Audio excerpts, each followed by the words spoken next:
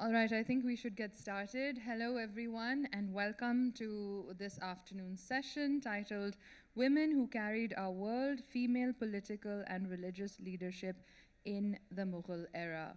Thank you all for being here. This is a very special session because, I think the last time I introduced Waleed was when we were grad students, way back. And the fact that there is a mighty tree and an apple that didn't fall too far, clearly from the tree. This is a lovely mother and son session. And of course, we will begin with introductions of Zeenut Ziad, who is clearly the mighty tree. So she is an economist, researcher, and educator. Zeenut Ziad is a mathematician and economist trained at the London School of Economics and a specialist in Mughal history. Remarkably, she has built two distinguished careers. In her first, she taught economics at the University of Karachi and became the first woman executive in Pakistani banking and served as a consultant for the World Bank. Her passion for South Asian history, particularly the Mughal era, inspired a second path. She organized a landmark lecture series on the Mughals at the Smithsonian Institution, which led her to her acclaimed book, The Magnificent Mughals, 2003. She later co-edited Tablet and Pen Literary Landscapes from the Modern Middle East, published in 2011 with Dr. Raza Aslan. Miss Ziad has taught Mughal history at George Mason University and American University in Washington, D.C., and has lectured widely. She has also been deeply engaged in Muslim advocacy. Thank you for being with us. And with her is her son, Dr. Waleed Ziad. Sorry, Waleed, give me a minute. And Dr. Waleed Ziad is an associate professor in history at Georgetown University at the Qatar campus. Prior to this, he was an associate professor in the Religious Studies Department at the University of North Carolina at Chapel Hill and an Islamic Fellow and Civilization Research Fellow at Yale Law School. He completed his BA, MA, MPhil, and PhD in history at Yale, where his dissertation won the very prestigious university-wide Field Prize. In the last decade, Ziad has conducted field work on historical and contemporary religious revivalism and Sufism in over 140 towns across Afghanistan, Uzbekistan, and Pakistan. He has studied Arabic, Persian, Urdu, Sindhi, French, Uzbek, Chagatai, and Romanian. His books include Hidden Caliphate, Sufi Saints Beyond the Oxus and Indus, Harvard 2021, which was also the winner of the Hourani Prize, the most prestigious award in Middle Eastern Studies, and the American Institute of Pakistan Studies Book Prize. In the Treasure Room of the Sakra King, Votive Coinage from Gandharan Shrines, American Numismatic Society 2022, The Extraordinary Enchanted Lives of the Female Sufi Masters in the Afghan Empire, Harvard Expected 2026, and Beyond the Khutbah and Sikka, Sovereignty and Coinage in Sindh, which is in progress. His articles have appeared in the New York Times, Wall Street Journal, Foreign Policy, and major dailies internationally. Welcome and thank you.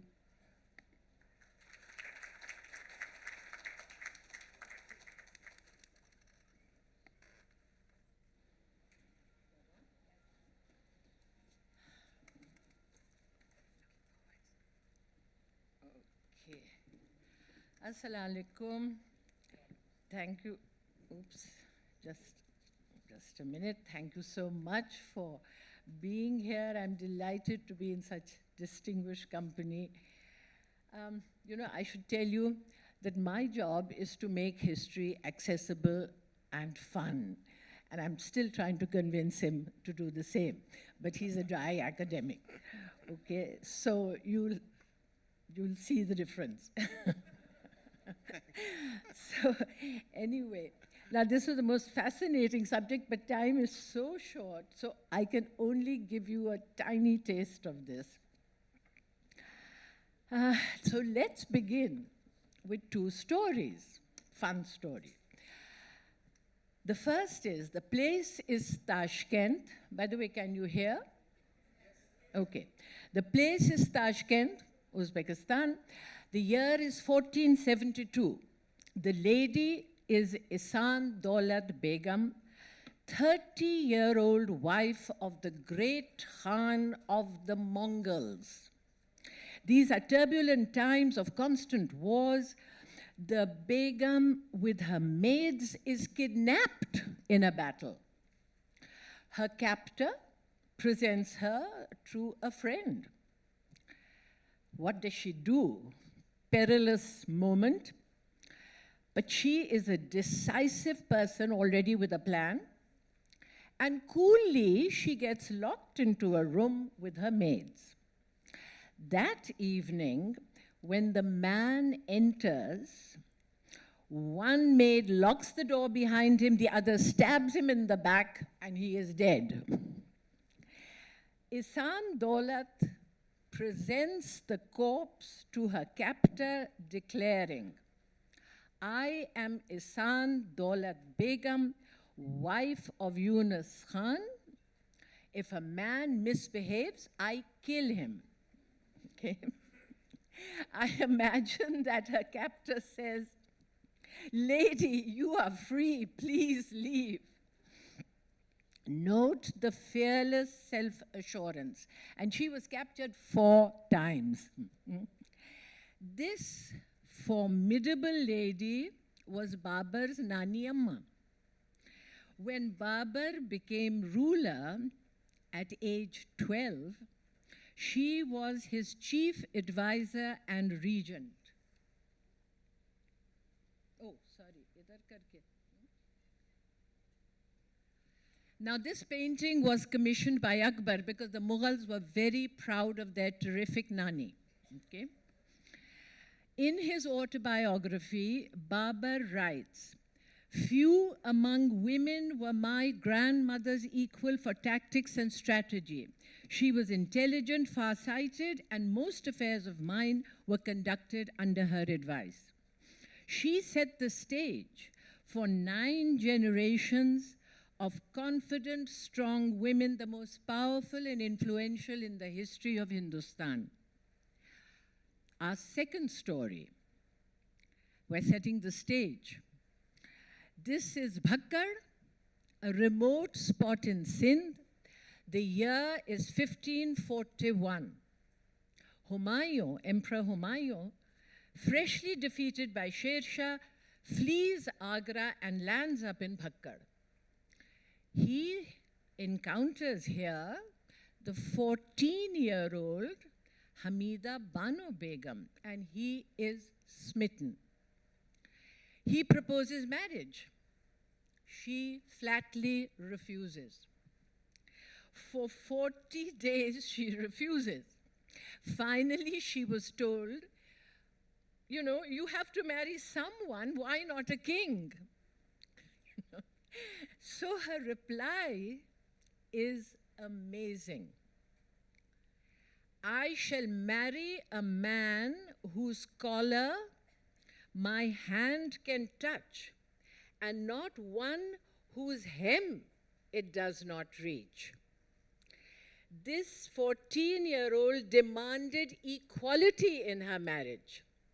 Can you think of the intellectual development of this 14-year-old? But eventually, she agreed, and for the next 3 years supported Humayun through immense hardship, giving birth to Akbar in great difficulty at Umarkot. Now, this is a very famous painting where she had to abandon Akbar, and after 2 or 3 years, the mother and child, he was a little baby, got together, and Akbar recognizes her immediately. And this was, considered a mark of Akbar's amazing, which was true, his intelligence and his, great abilities. So now the first question must come to your mind: what environment enabled these women to wield such autonomy and power? Doesn't this occur to you? Right? There has to be a very enabling environment. So the first point I consider is, where did the Mughals come from? Islamic civilization historically has always promoted pluralism, multi-ethnic, multi-religious coexistence, because Islam emphasized equality of humanity, respect for other religions, and reason along with faith. Central Asia was the Mughals' homeland, a crossroads of civilization. Samarkand and Bukhara for 500 years led the world in mathematics, sciences, medicine, philosophy, hadith, fiqh, and tasawwuf, Sufism. You see here the Mir Arab Madrasa and, oops, sorry, and beauty and knowledge combined. That was the heritage of Central Asia. These Sufi saints spread inclusive Islam in the subcontinent, promoting love and mercy, ethics, adab, and beauty. Husn-e akhlaq were central. And this was the mental framework of Mughal society. And secondly, the nomadic Turkic roots of the Mughals was crucial. Turkic women were independent, rode horses, hunted, and even ruled. With Islam coming, these rights were fortified. They got inheritance, right to inheritance, education, property, employment, divorce, and spiritual equality. Our Prophet, peace be upon him, admired intelligent, independent women, a model the Mughals inherited. Babur advised Humayun in his letter to Humayun, conquer hearts. I repeat, conquer hearts. The progress of Islam is better by the sword of kindness. Bring together people of different religions. And I might note that the polar opposite of this was colonialism. The Mughals created a cosmopolitan empire, celebrating diversity, funding temples, churches, gurdwaras, and fostering an exquisite synthesis in every art. Hindustan under the Mughals became a superpower, built on good governance, meritocracy, and innovation, accounting for 27% of world GDP, even in the middle of the 18th century. And needless to say, after 100 years of colonial looting, 27% of world GDP became 2% in 1900. Anyway, that's an aside. So that's the background of these ladies. These women, the Mughal women, were partners in power. Mughal men valued and honored educated, cultured, competent women. Those were the days. The women wielded their education, their wealth, and opportunity to influence politics, culture, and the environment and the economy. Now, education.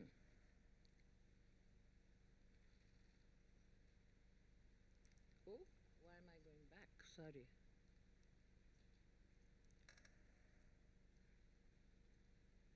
This was at 4 years old. They were sent to the Sufis for their ethical education. So the Mughal boys and girls had an identical education. They studied Islam, philosophy, mathematics, logic, poetry, history, sciences, aesthetics, calligraphy, music, art, martial skills, and riding. And they internalized the ethical message that for a Muslim ruler, the prime duty was justice and public welfare. There was no need for a nab, okay? Women were the wealth. Women were financially independent. They had Jagir, salaries, tax collection rights, operated international trade, caravanserais, ships, and sometimes armies. Politically, these women were active in dynastic politics, who was going to succeed the emperors, appointments, alliances, and diplomacy. They issued farmans, received petitions, traveled widely for diplomacy, for war, for hunting, and pilgrimage. Sorry, there should be two here. Oh. Polo and tent pegging were a favorite sport. The most honored were the grandmothers, and this is, we've been told that these women were just lounging around, wasting their time. The most honored were the grandmothers, mothers, aunts, and foster mothers. The most important lady of the time had the official title of Padshah Begum, Lady Emperor, the de facto chief advisor to each emperor.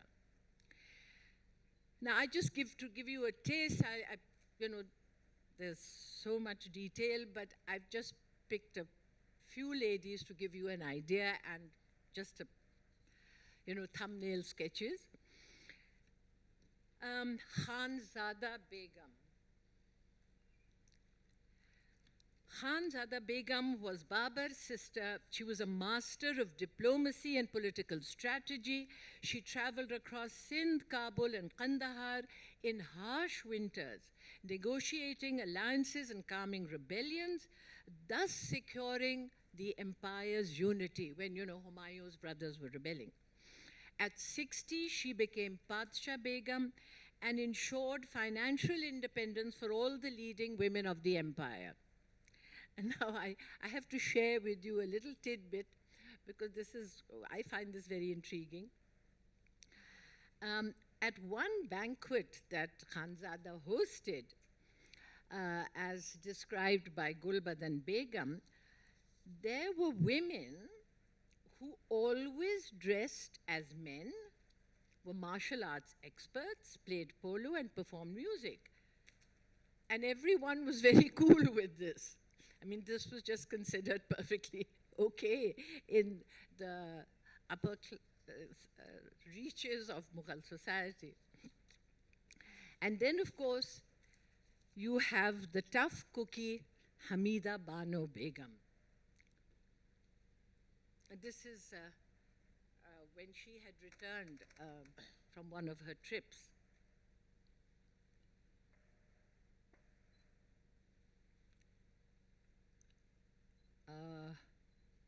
Sorry, did I miss? No, okay. Now, this is not necessarily, they think it's a likeness of Hamida Bano, but of course, we can't tell. So this is the graceful Hamida Bano, and there should be, oh, sorry, I think I'm missing one, Waleed. No, there should be. No, keep going. Hamida Bado ki mohar. Huh? There should be another one of her presiding at the birth of Akbar. Okay, well. So Akbar had so much confidence in his highly competent mother that he gave her charge of the capital Fatehpur Sikri when he went to war. In effect, she was the ruler of the empire. And remember, in Akbar's time, seclusion had already begun because he had, married the Rajput ladies. Again, when Lahore was the imperial capital, right here in this city, he appointed her the governor, managing the empire's administration. And notably, the male officials had no problem working under a woman. She was extremely learned and is famous for her great library. And I don't think there were any posters of her. Okay. um, so she was, you know, really a force to be considered. And then we come to Bakhtun Nisa. I love Bakhtun Nisa. She was Akbar's half-sister. She was appointed governor of Kabul in 1581 when her brother, the previous governor, rebelled. In 3 years, she actually stabilized Afghanistan, simultaneously dealing with all the troublesome Afghan tribes and the Mughal imperial intrigues and politics. Can we even imagine that today, right? The whole milieu was totally different when a lady was in charge of Afghanistan. And then, of course, we come to Empress Noor Jahan. Now, this is how most of people think of her, right? This kind of very fancy lady, all decked in jewels. But this is how she wanted to be seen. Note the dress almost like a man. Look at the way she's standing with her gun. And that was actual Noor Jahan. Exceptionally talented, Noor Jahan co-ruled the empire, exercising the ruler's prerogative. Coins were, now this is so important, these are all symbols of sovereignty, of actual rulership, were coins and farmans. And these were minted in her name. Imperial farmans were issued under her authority. She appeared unveiled in the Jharoka and negotiated directly with European ambassadors. And interestingly, again, please note, she faced no opposition in the prevailing open-minded political culture. She was also the empire's best shot, led military operations, owned ships, traded internationally, and with her refined aesthetics, she became a trendsetter in architecture, gardens, fashion, culture, and so on. And this is, of course, the famous tomb she designed, which became the model for the Taj Mahal. Then we come to the next generation, Jahanara Begum. Again, we can't be 100% sure that this is her, but you know, the artists, because obviously the artists were not allowed access to her. Shah Jahan's truly remarkable daughter became Padshah Begum at, does anybody know what age she became Padshah Begum? Anybody? No, 17. 16 or 17, there's a dispute. I mean, imagine the training that she had received by age 16, that she could become Padshah Begum at 17. That means she was the chief advisor to her father. As the most trusted advisor to Shah Jahan, she held the imperial seal, negotiated with ambassadors and other rulers, and the empire's international trade. Politically active, she promoted Dara Shikoh. She commissioned the main Jame Masjid complex in Agra. This was the official mosque at the official capital. And this is this gorgeous, gorgeous mosque, very unique architecture. And she inscribed her name on the entrance. That was the show of power. And it was, as they say, a public assertion of sovereignty. And again, this was perfectly acceptable. All the males were entering through that door on which her name was inscribed. Then she designed and built the most important, I mean, her talent is mind-blowing. She designed and built the most important buildings of Shah Jahanabad. Unfortunately, it was completely destroyed by the British in 1857. She was a disciple of the Sufi saint Mullah Shah. She guided women, she was a Sufi guide. She guided women spiritually, wrote 2 books on Sufism, while also involved in her own manufacturing factories, a trade. She owned ships, and she managed her vast jagirs. I mean, you know, these women were amazing. So here we have the proof also, which, you know, we hope to bring out this connection, how important the ethical teachings of the Sufis were at that time. We have the proof through Jahanara, and that's, you know, solid proof because we have it now in writing. We don't have the proof of the earlier decades. So we have proof of the strong influence of Tasawwuf on the Mughal family. Roshanara, Jahanara's sister, who was also Padshah Begum under Aurangzeb, under the 6th emperor, reached great spiritual heights, which is evident in her letters and her discourses with her Sufi master. So, oops, this has jumped. Okay, now these are letters to Zebun Nisa, and then this is, well, a very, it's not a very nice portrait, but that was the only thing I could access. So Aurangzeb's favorite daughter, Zebun Nisa, a child prodigy, was famous for her intellectual and spiritual accomplishments. Incredibly courageous, she opposed Aurangzeb's politics, and she was imprisoned for life. Her equally cultured sister Zeenut Nisa became Padshah Begum. So now the Mughal Zanana, as you can imagine, was a lively, creative blending of multiple religions and cultures where women shaped an exquisite new aesthetic in art, architecture, textiles, music, miniatures, cuisines, gardens, etc., etc.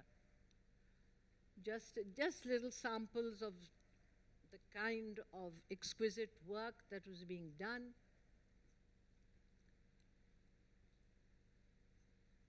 And then, this is very nice, these Mughal women's examples saved the suffering European women who used to dress like this.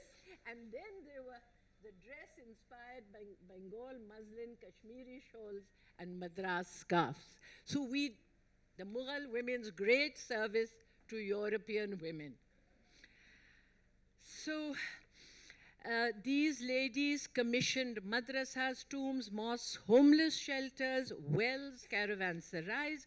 Half of Shah Jahanabad's buildings were built by women. They funded scholars, poets, Sufi institutions, Brahmins, Bhaktis, widows, and orphans through grants and charity, creating a vibrant cultural ecosystem. And in the end, I'd just like to leave you with the idea that these ladies were not just behind the throne. They shared the throne of the world's superpower. Thank you.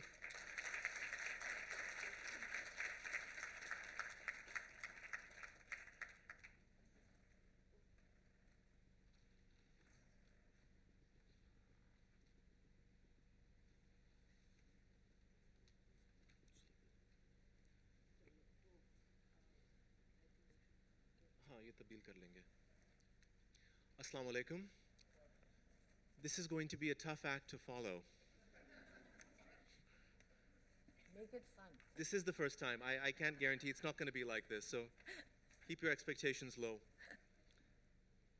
Acha lag gaya? Acha, excellent.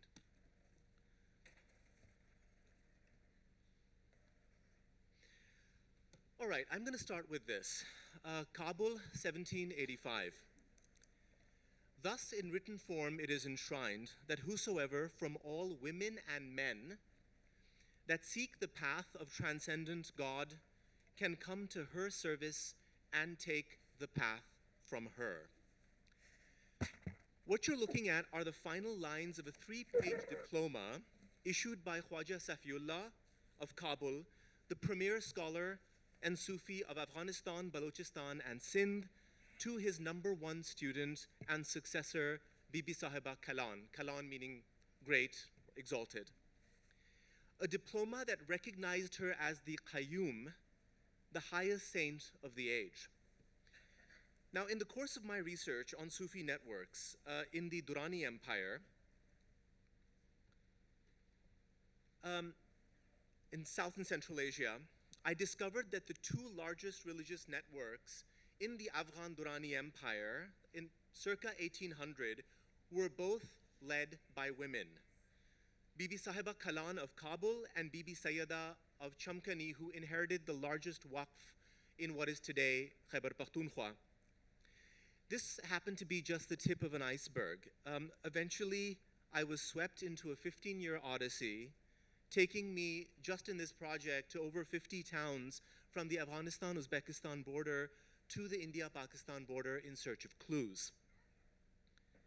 So right now, I'm going to briefly talk about the chief protagonist, try to figure out how to negotiate this, of my upcoming book, The Saint and Scholar, Bibi Sahiba Kalan, who passed away in 1803, the Khalifa Awwal of a Sufi network stretching from Sindh to Western China.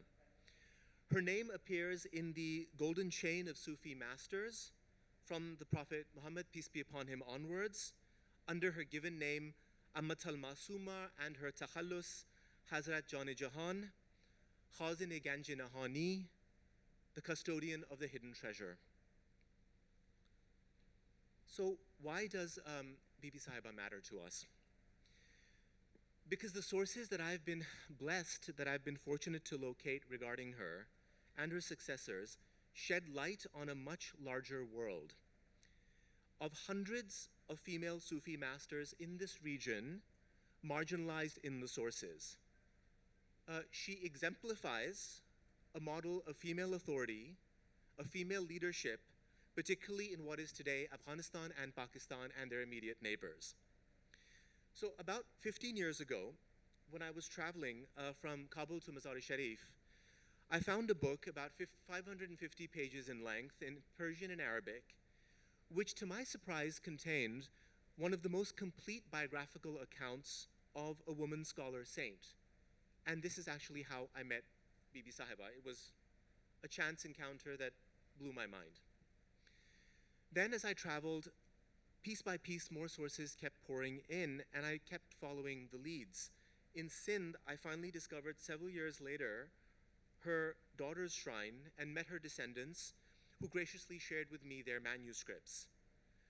Afterwards, another chapter opened up. I was able to collect oral histories and written records in about 20 towns as far as Tharparkar and Rajasthan, where her descendants and followers had settled, in the process discovering over a dozen more female Sufi masters connected to Bibi Sahiba's silsila with huge followings. And here I'm not talking about a lady with 5 followers, with no disrespect to that, doing dhikr. We're talking about spiritual political powerhouses with thousands of followers. Now, to set the stage, Bibi Sahiba was born in Peshawar in 1752, at which time the Durrani Empire centered at Kandahar. Then later on, Kabul and Peshawar had reached from India to Iran. Students, artists, and scholars were coming from all across Asia, and these cities started becoming cosmopolitan hubs with thriving Hindu, Sikh, Jewish, Shia, and Sunni communities. Now, under both the Mughals and the Durranis, Sufism was the highest of the Islamic sciences. It sat at the pinnacle of an educational system. It was a rigorous science of inner purification through meditation, through ethical conduct, and social service. So, almost a millennium before that, actually, by about the 10th, 11th century, Sufism was already integrated with Islamic law, theology, philosophy, and other sciences. So obviously by 18th century, whether you were in Kabul or Peshawar, being a religious scholar like Bibi Sahiba meant you had to be a practicing Sufi and vice versa. Now, Bibi Sahiba belonged to the Naqshbandi Mujaddidi Sufi order. I'm going to refer to them as the Mujaddidis, and they were the most expansive Muslim network of the time from Indonesia to Bosnia, grounded in the Sunnah and Orthodox Islamic practice. They tend to produce more female religious leaders than any other network, in fact, that I have seen in the last 500 years. The Mujaddidis, interestingly, have a very sophisticated and scientific set of methods of inner purification. So with specific meditations and breathing practices, you can enliven these metaphysical energy centers mapped onto the physical body, almost like receptors of divine energy, qalb, ruh, nafs, all grounded in Quran and Sunnah. And through these, you can actually journey towards self-realization with over 30 stages. The intent is not hal or ecstasy or losing yourself in God, but to produce practical, engaged, and enlightened teachers who are steadfast in the Sharia. In fact, even Mughal princesses, including Roshanara, who I write about in my book, studied with Bibi Sahiba's masters, becoming Sufi guides themselves. This was Bibi Sahiba's world. Now, Bibi Sahiba was born in Peshawar 4 years after the Duranis took it, and she spent her early years between Peshawar and Lahore. Her father was a Bukhari Sayyad, originally a family of Uch Sharif, where centuries earlier her great aunt, Bibi Javindi or Jandodi, had already been recognized as a saint. Her mother was Sheikh Ahmad Sirhindi's descendant, who's really the progenitor of the Mujaddidi Sufi order. By the time Bibi Sahiba made Kabul her home in the 1760s, she was already a promising young scholar in her teens. She had studied scripture, law, theology, and Greco-Arabic medicine, as well as Persian literature, and by the age of 7, as she recounts in her own words, which is early by all standards, she even begins her training in mystical practices in the Heart Subtle Center. Fortune had favored her. Her teacher was the venerable Khwaja Safiullah, her maternal uncle, and the most notable figure in Kabul's burgeoning scholastic scene.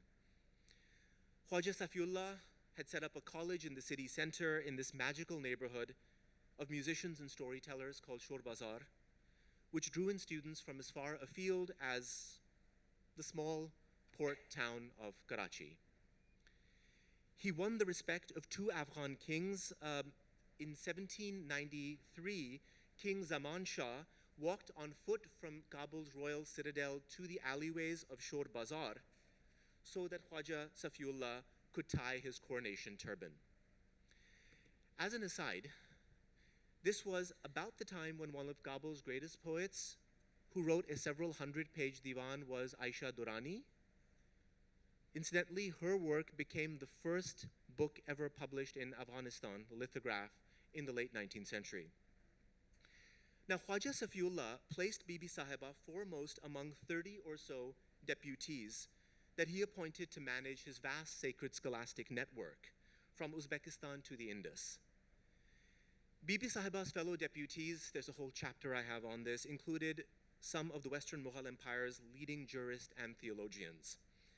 Among this company, she was, quote, the first and the most perfect, entrusted by Safiullah's own hand when she was in her early 30s, with a diploma assigning all of his thousands of disciples to her charge.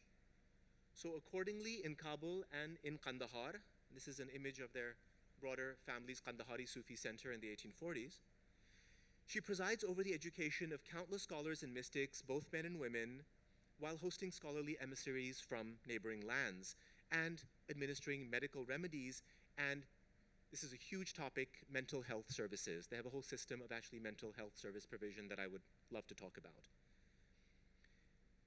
She was already financially independent, having inherited thousands of acres of land around Afghanistan granted to her lineage, a portion which was later converted to a wildlife preserve where hunted animals could take refuge.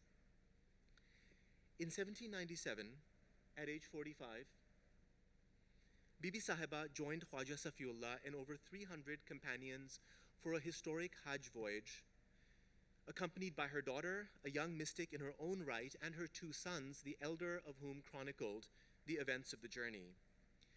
When the teacher unexpectedly passes away in Yemen, the spiritual and financial affairs of the caravan and the debts of her teacher, and I think many of you will understand what that actually means, fall to Bibi Sahiba. On her return journey, her daughter fell ill and died in Matiari. It's an absolutely spectacular medieval pilgrimage town in Sindh.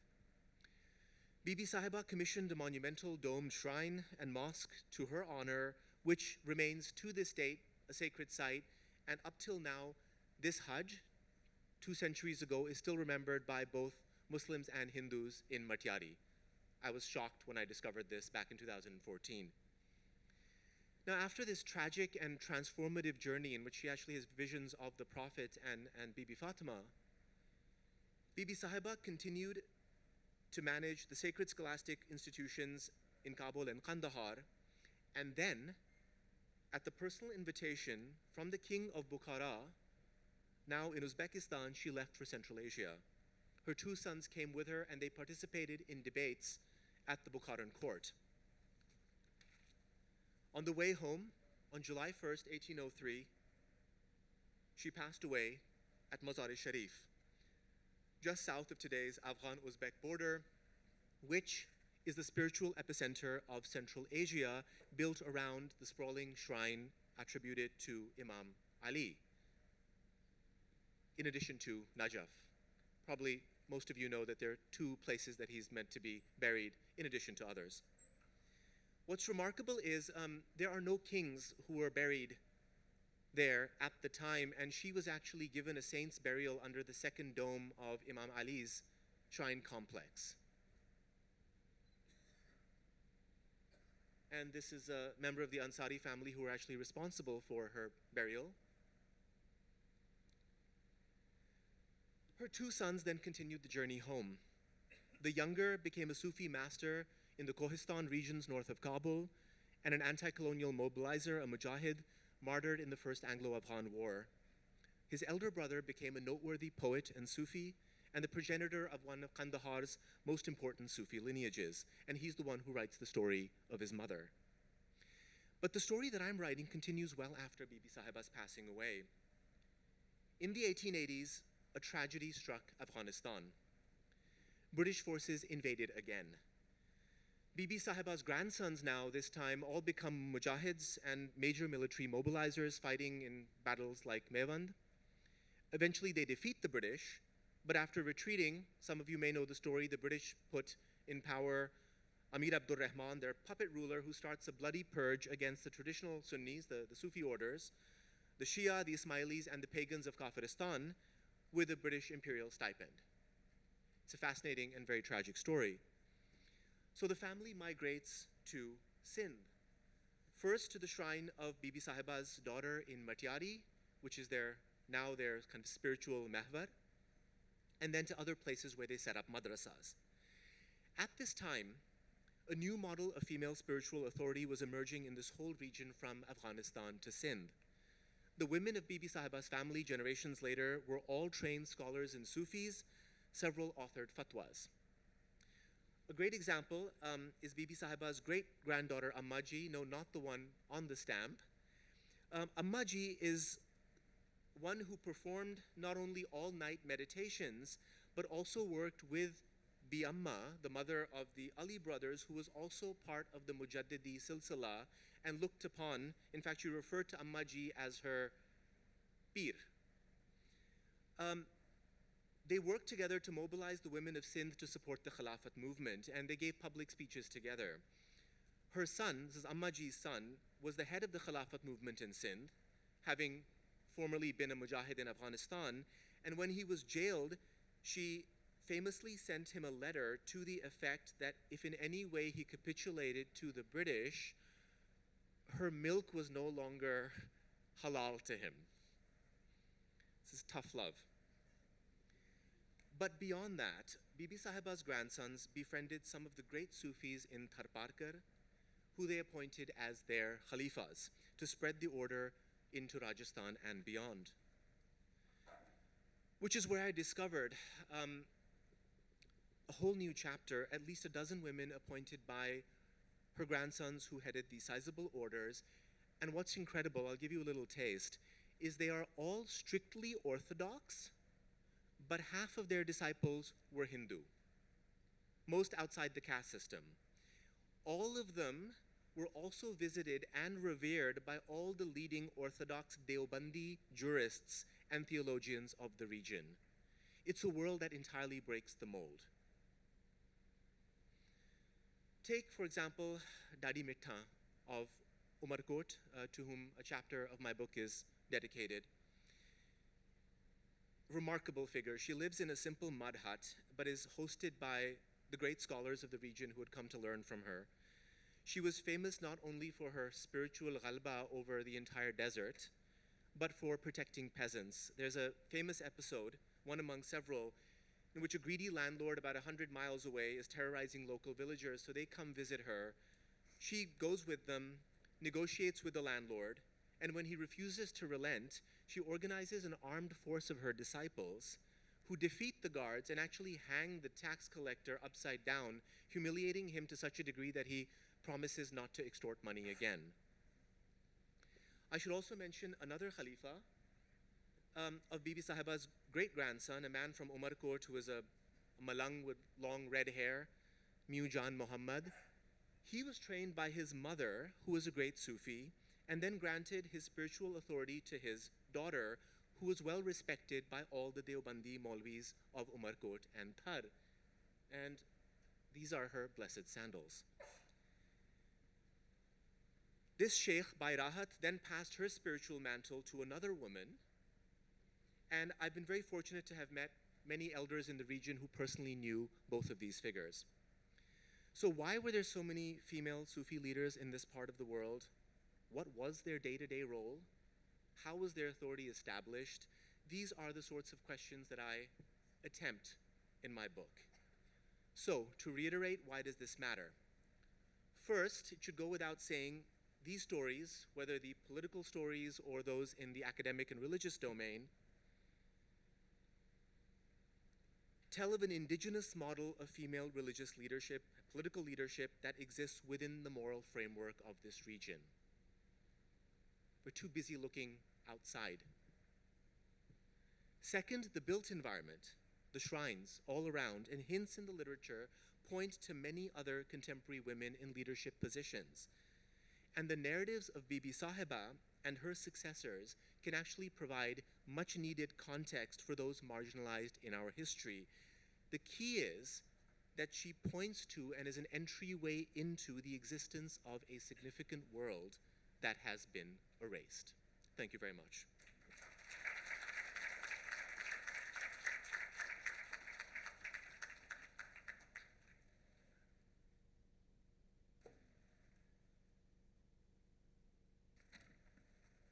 I tried. Okay, with that, I want to start reflecting a bit, with your permission. There were some common themes across the worlds that we are both exploring and that we both presented. And there is a question that I often ask, and I wanted to ask your view on this. Whether in the scholastic or religious sphere or in the political sphere, these women have access to incredible education, they have access to a whole set of phenomenal scholastic resources. And opportunities. And opportunities, right? And networks. So to what degree is this an elite story? Well, by the way, please feel free to interject with your comments or questions. We're just, keeping it like an open dialogue. Actually, this a part of it interests me a lot because I guess even as a child, while I was seeing the dying embers of a society where there was nafasat, where there was enormous respect for women, and opportunities were provided for women. And I was also observing society at different levels. And that was a whole culture of adab. You know, I mean, we talk about adab and akhlaq having disappeared from Pakistan today. And I was, you know, fortunate, as I'm sure many in my generation are, to have lived in a Pakistan. There was adab, akhlaq. I, as a, you know, young, early 20s, could drive off in my car with another, you know, girlfriend, and we would drive off into the middle of Sindh, never thinking that, you know, there's going to be any danger, any harassment, any problems. Or we went off to Swat as a group of young, you know, college students and so on. It was such a wonderful adab and akhlaqi environment. So when I, you know, pondered on this, yes, surely the elite women had the facilities and the opportunities, obviously, to exercise that authority. But, you know, the important thing is that the projection of their power actually raised the status of women through society, through all the classes of society. Because remember, the standards of a society are set from the top. It can be bad, as we are also aware of, and it can be for the good. So how did it percolate? So, I mean, as when, say, the imperial family, the women are highly educated, very powerful, very influential, and exercising that authority, that model is then absorbed by the nobility and further down by the officials. It could be Hindu, could be Sikh, you know, could be Jains. They were, now remember, the Mughals have come into a society which is the most regressive as far as women are concerned, where women are, you know, forced to do sati. So it really is an uphill battle to raise the status of women in that society. But the Mughals really, quite apart from the fact that their example was being emulated, Right. and the officials and the imperial family and nobility were transferred to the remote corners of the empire. And these ladies were traveling to remote corners of the empire with the emperor, as I said, you know, for travel or for wars or for pilgrimage. So quite apart from there, they are now, you know, it becomes known that here is, say, Noor Jahan, she's fighting a battle. Or there is Bakhtun Nisa, she's controlling Kabul. Now imagine the impact that's having on the rest of society, for women particularly. Yeah. Okay, so that's one part of it. The second is that the Mughals actually, Waleed, they patronized education. They patronized adab and akhlaq. You know, very interesting. Annemarie Schimmel's, you know, she's got these wonderful books, and in one of those, she's, because she, you know, she was fluent in like 16 languages of our part of the world as well. And she mentions that there was in every small town a Masnavi Khwan. Maulana Rum's Masnavi, which is the guidebook of ethics, it's supposed to be the Quran in Persian. This man... It's a source book for fiqh and for ethics and for poetics and absolutely. The Masnavi Khwan's job was simply to sit in the middle of the town and recite the Masnavi all day long. Yeah. Right? So women were hearing this, children were hearing this, men were hearing this. And remember, this is an oral society. You don't need to know how to read or write. They were absorbing everything orally. And in that culture, your memories are also, people who could be Hafiz-e Qurans and could be Hafiz-e Divans of Hafiz, things like that. So this was an oral culture where memorizing was part and parcel of daily life. May I actually just brought something to my mind?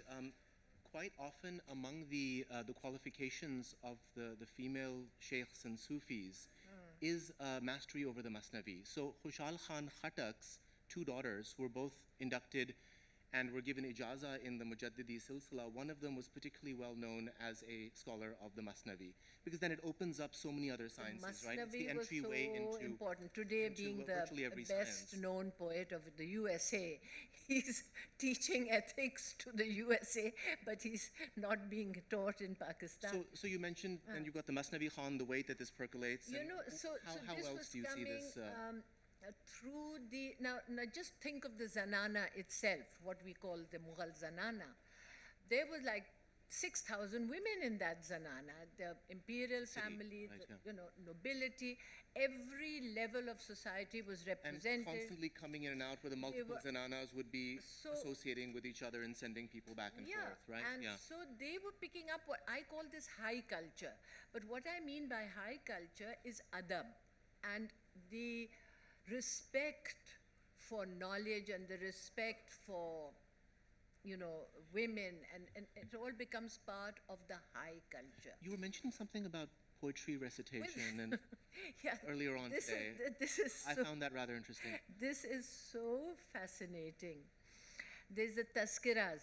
You know what the tazkiras are? The lists of poets or the lists of saints or so on and so forth.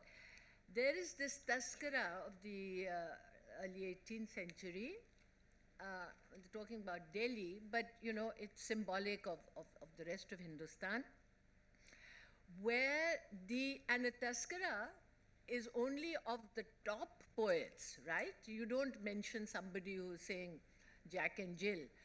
Okay, you're talking about high poetry, and high poetry meant that you were familiar with tasawwuf, you were familiar with all the classics, and you were familiar with grammar. And others were familiar with your poetry, And right? others Because were it's so transactional. the tazkiras are about people of that intellectual level, right? And who were the people in the tazkira? A darzi, a tailor, a rafugar, an ironsmith, an elephant keeper, a lancer of boils. I don't know what that fellow did. Aapka phoda He needs hota tha, wo poetry phode to saaf kar- survive his occupation. Aapka phoda phodta tha wo. There was a sweeper, and there were women who were housemaids. And the dancing girls, yes, because dancing girls in those days were supposed to be highly educated and cultured. So can you imagine? And there was noblemen, of course. But at that, what we would today say, the lowest levels of society, those people were producing poetry of such a high caliber that they were up there in the tazkiras. And again, ज़रा सोचें आप कि ये जो आपकी तालीम और तरबियत और अदब और अखलाक पूरी माशरे में था. and I mean, I think the Sufis were no, also absolutely, responsible because for this. the Yes. Khanaqah is a big part of this story, right? Because the Khanaqah becomes an entirely democratizing space. So the way the Khanaqahs are set up, which most people don't realize, is you've got the Haram Sarai, which is the female half of the Khanaqah. Again, we pay attention to the male portion, right? We don't realize that families are coming in as a whole, tribes are coming in as a whole, and staying there. So the Haram Sarai itself would have obviously the lead begum, right?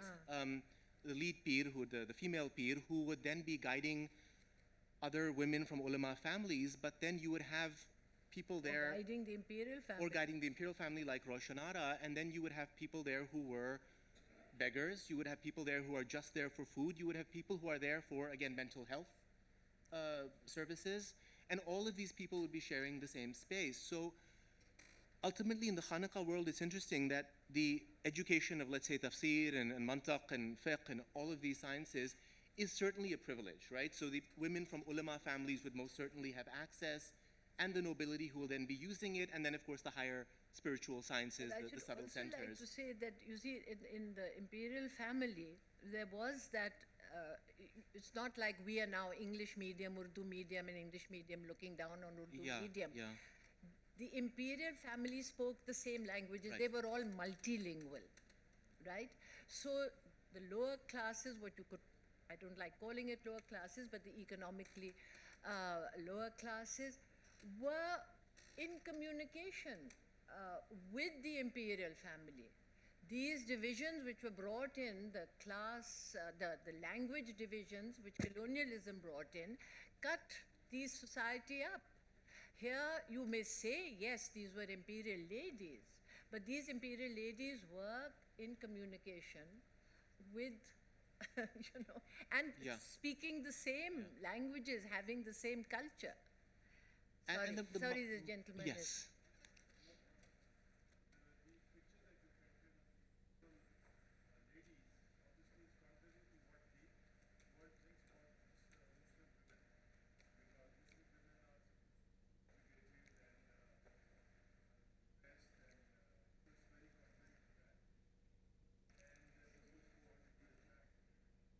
Right.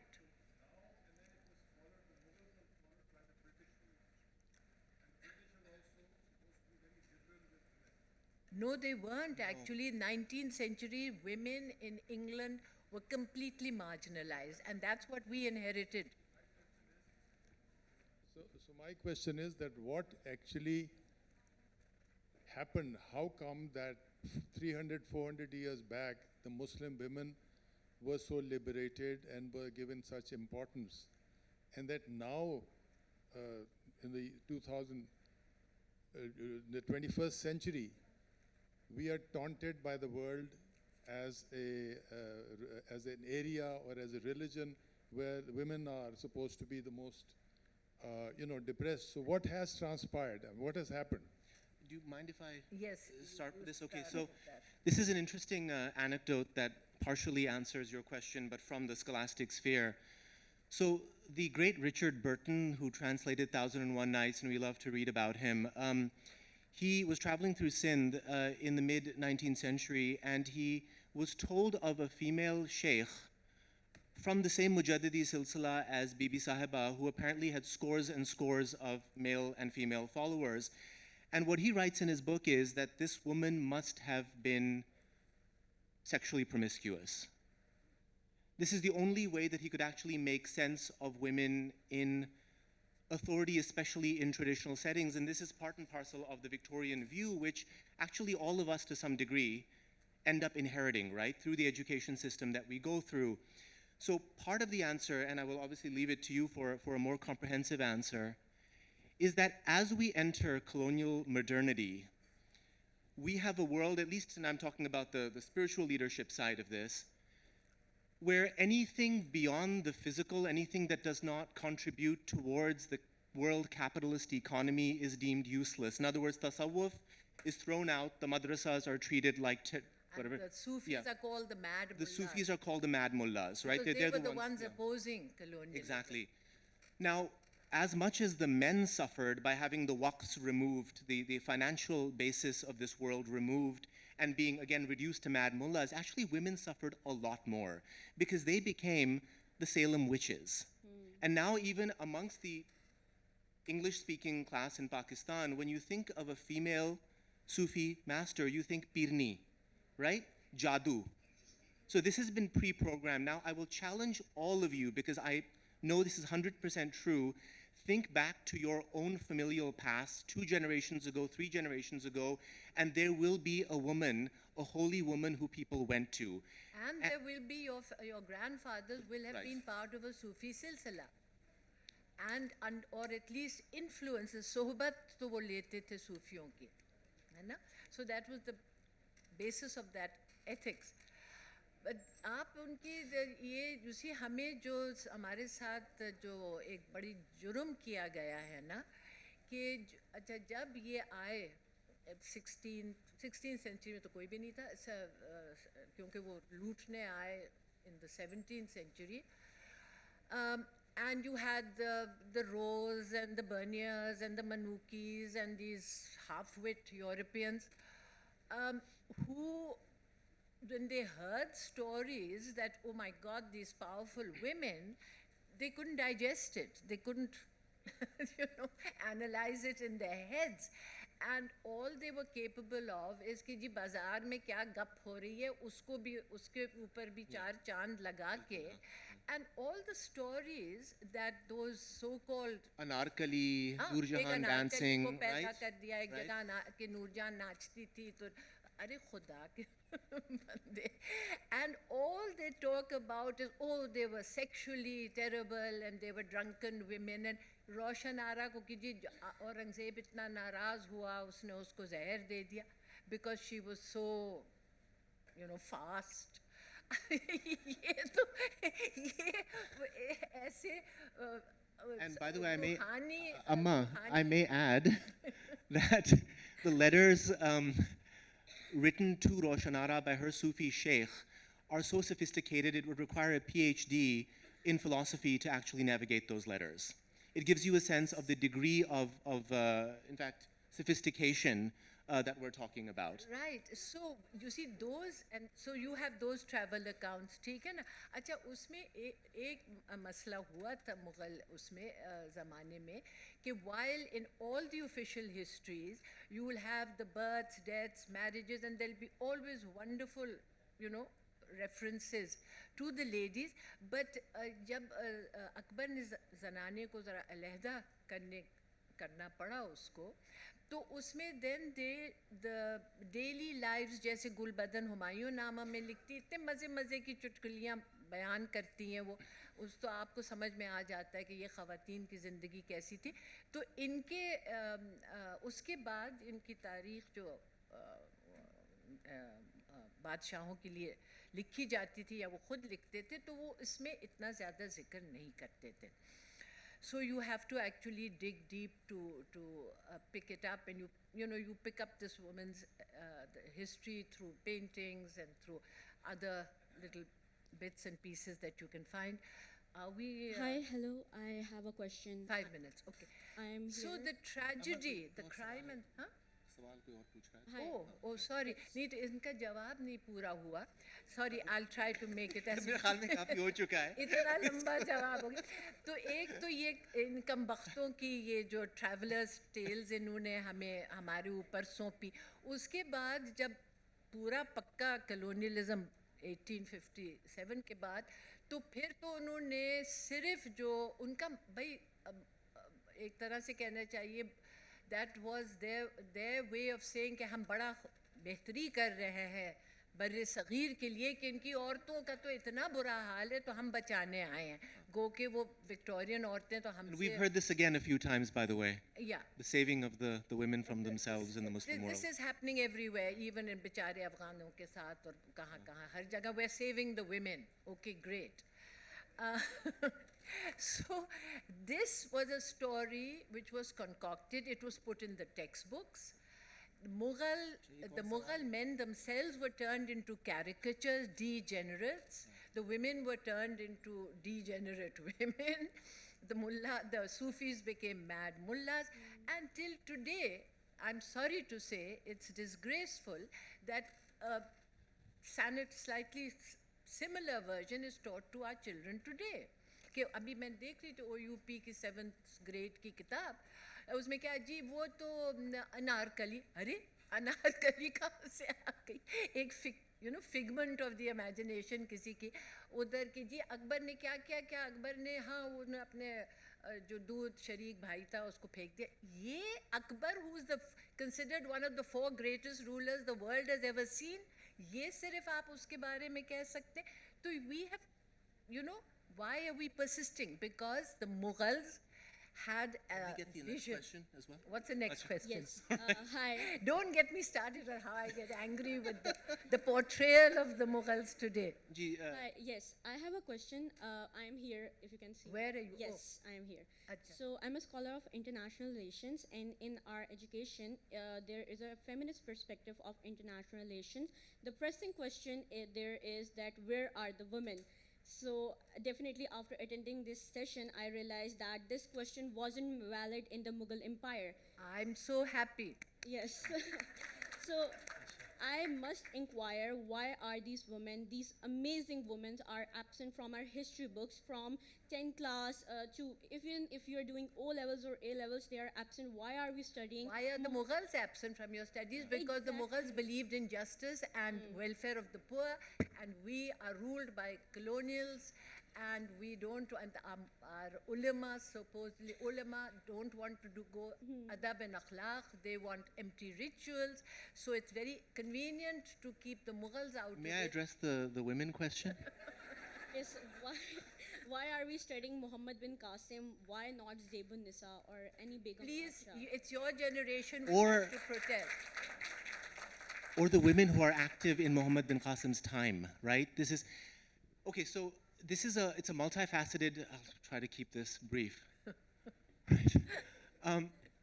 It's multifaceted. So on one hand, we can blame colonialism and say they rewrote our history. Anything positive was relegated to the dustbin, right? Theek hai, that in its place.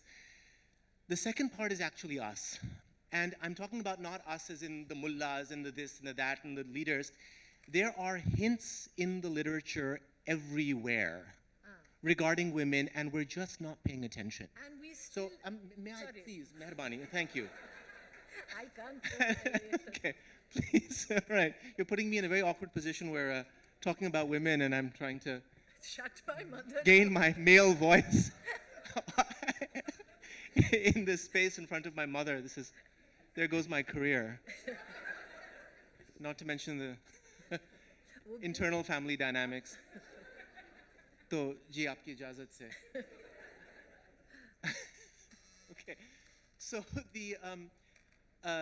the indications are everywhere, and we're not looking there. And I'm going to give you an example. There is a sort of leading tech entrepreneur who's sitting in front of me, who's a good friend of mine, and she and I and a group of people were in Balochistan in a shrine many, many kilometers off the main road, and a Sufi sheikh had mentioned to us that that particular kingdom was ruled in the early 18th century by a queen who was the greatest queen of the age and is remembered till today. I found her tomb, right? So the whisper is there. We need to follow the whispers. We need to pay attention. Again, the governor of Lahore for a couple of years when Bibi Sahiba was young was a woman. How many people here know this? In the Durrani Empire, she was very close to Ahmad Shah Durrani. In fact, a very good friend of Ahmad Shah Durrani's, is praised in the chronicles as this incredible, and very sort of forceful woman. And she also belongs to the same, in fact, Naqshbandi Mujaddidi lineage in terms of her family. She was governing this city. How many people know this? 1750s. Murad Begum, right? I'm sorry, as I'm saying this, the whisper came in that I don't remember her name actually. She's Murad Begum, I think. No, I think it's Murad Begum. Well, there you have it. The person talking doesn't remember her name. So the whispers are everywhere and we have to follow them. So part of the problem is definitely ours. And then the third side of it is that it is a society of parda, right, in the physical space. And what's rather interesting is that parda in the physical space ends up actually translating into the biographical space. So while no biographical writer in the past will ever deny, for example, female sainthood, they would never do that. But what they will do is they're going to gloss over things. So it's very common to find that such and such person was a great saint, did wonderful things, thousands of people following her, but in the interest of time, let's move on to the next topic, which This, by the way, is another point one should realize. There was segregation. It wasn't that it was not segregated. But it's amazing that now, today, we think it's amazing. But there it was, at that time, it was perfectly natural, including the Mughal Zanana and including the Haram Sarai on this side, that they were not roaming the streets. But within this, all this power and authority was being exercised very, casually, very normally. That's something which we tend to forget. And that's probably what made these European guys go bananas. Yeah, sorry.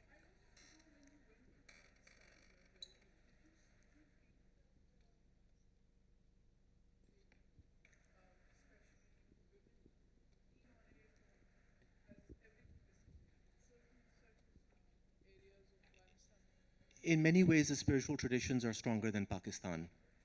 Because British India, which Pakistan came under, ended up actually suffering under the sort of the politics of religion, the Barelvi Jamaat, Deobandi Jamaat, and so on and so forth. And that same thing didn't quite tamper with the traditional establishment within Afghanistan. I'll just give you the granddaughter of Sibghatullah Mujaddidi, who's actually descended from Bibi Sahiba's Sheikh, and was briefly the president of Afghanistan, just reached out to me, put me in touch with her father, who's the son of Sibghatullah, who immediately sent me a picture of him at Bibi Sahiba's shrine. Right. So the Sufi traditions are very strong. They're embedded within the culture. Even those who appear to the outside as heavily conservative will most often have some affiliation with a silsila. And keep in mind, Bibi Sahiba's silsila this is the Hazrat of Shur Bazar are the most influential Sufi network in Afghanistan's last 250 years. They fought the First and Second Anglo-Afghan War and the anti-Soviet jihad. Even now, Pir Bara, one of the most sort of largest religious networks in Afghanistan going into Pakistan today, they stem directly from Bibi Sahiba's lineage, and he himself in the late 20th, early 21st century, in fact, wrote a 20-page treatise arguing that women can be Sufi sheikhs when someone actually challenged that. In fact, it was 3 women from Lahore who were his khalifas who wrote to him saying some people are arguing that women can't be religious leaders, and then he offered a rebuttal. And within the rebuttal were actually 4 pages of Bibi Sahiba, the elder's history. So amongst the traditionalist networks, the memories are still very much alive. And you know, the mere fact that as early as 1965, Pakistan elected Fatma Jinnah as president of the country, these are all still the reflections of the status that women had acquired.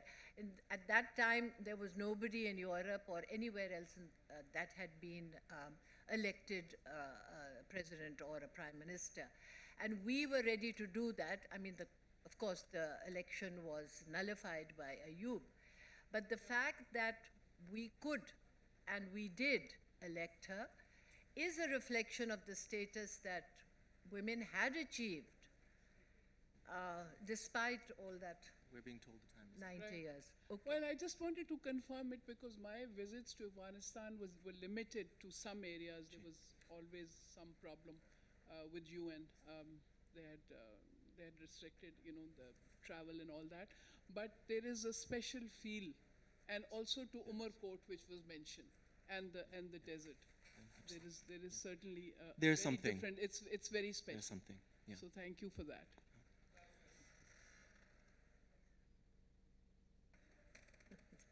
बाद में पूछती हूँ। Thank you.